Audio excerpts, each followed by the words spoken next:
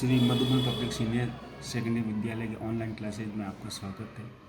कक्षा 11 विषय राजनीति विज्ञान प्रकरण भारत में स्थानीय शासन का विकास अध्याय 8। आधुनिक समय में स्थानीय शासन के निर्वाचित निकाय 1882 के बाद अस्तित्व में आए।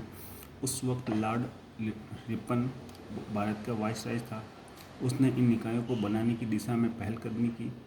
उसने उस वक्त इसे मुकामी बोर्ड या लोकल बोर्ड कहा जाता था।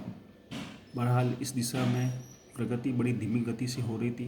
भारतीय राष्ट्रीय कांग्रेस ने सरकार से मांग की कि सभी स्थानीय बोर्डों को ज़्यादा कारगर बनाने के लिए वह जरूरी कदम उठाएं। गवर्नमेंट ऑफ इंडिया एक्ट 1919 के बनने के बाद अनेक प्रांतों में ग्राम पंचायत बने। सन 1935 के गवर्नर ऑफ इंडिया एक्ट के बाद भी यह प्रवृत्ति जारी रही। भारतीय स्वतंत्रता संग्राम के दिनों में महात्मा गांधी ने जोर देकर कहा था कि आर्थिक और राजनीतिक सत्ता का विकेंद्रीकरण होना चाहिए। उनका मानना था कि ग्राम पंचायतों को मजबूत बनाना सत्ता के विकेंद्रीकरण का कारगर साधन है। विकास की हर पहलकदमी में स्थानीय लोगों की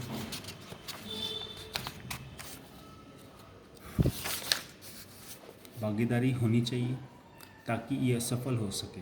इस तरह पंचायत को सहभागी लोकतंत्र को स्थापित करने के साधन के रूप में देखा गया। दिल्ली में बैठे गवर्नर जनरल के हाथ में बहुत ज़्यादा शक्तियाँ थी। हमारे स्वतंत्रता संग्राम की चिंताओं में यह बात भी शामिल थी। इस कारण हमारे नेताओं के लिए आज़ादी का अर्थ एक आश्वासन था कि फैसला लेने में तथा कार्यपालिका तथा प्रशासनिक शक्तियों के इस्तेमाल में विकेंद्रीकरण होगा। जब संविधान बना तो स्थानीय शासन का विषय प्रदेशों को सौंप दिया गया। संविधान के नीति निर्देशक सिद्धांतों में भी इसकी चर्चा है। इसमें कहा गया है कि देश की हर सरकार अपनी नीति में एक निर्देशक तत्व मानकर चले, जैसा कि आपने अध्याय 2 में पढ़ा। राज्य के नीति निर्देशक सिद्धांतों का अंग होने के कारण संविधान का ये प्रावधान अदालती वाद के दायरे में नहीं आता और इसकी प्रकृति प्रधानतः सलाह मशवरे की है। ऐसा लगता है कि स्थानीय शासन के मामलों को, जिसमें पंचायत भी शामिल है, संविधान में यथोचित स्थान नहीं मिला।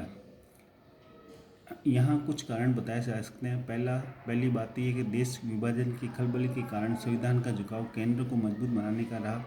नेहरू खुद अति स्थानीयता को राष्ट्रीय की एकता और अखंडता के लिए खतरा मानते थे। दूसरे, संविधान सभा में डॉक्टर B.R. अम्बेडकर के नेतृत्व में एक मजबूत आवाज़ उठ रही थी। इसका कहना था कि ग्रामीण भारत में जाति पाति और आपसी फूट का बोलबाला है। स्थानीय शासन का उद्देश्य तो बड़ा ही अच्छा है, लेकिन ग्रामीण भारत के ऐसे माहौल में ये उद्देश्य मटियामेट या खराब हो जाएगा। बहरहाल किसी भी सदस्य ने विकास योजनाओं में जन भागीदारी के महत्व को इनकार नहीं किया। संविधान सभा के बहुत से सदस्य चाहते थे कि भारत में लोकतंत्र का आधार ग्राम पंचायत हो, लेकिन इस बात की गहरी चिंता थी कि गाँवों में गुटबाजी तथा अन्य बुराइयों के मौजूद होते शायद ऐसा करना ठीक नहीं।